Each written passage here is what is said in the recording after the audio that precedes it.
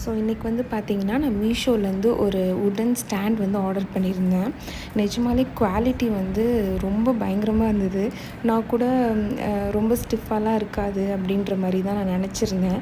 But வந்து price வந்து 250. ஆனால் அந்த குவாலிட்டி வந்து பார்த்திங்கன்னா செம்மையாக இருந்தது.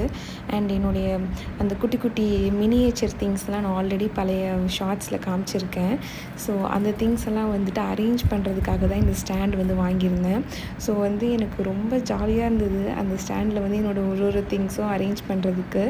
அண்ட் நீங்கள் எல்லோரும் நினச்சிக்காதீங்க நான் இதை வந்துட்டு ஒரே நாளில் வாங்கினேன் அப்படின்னு.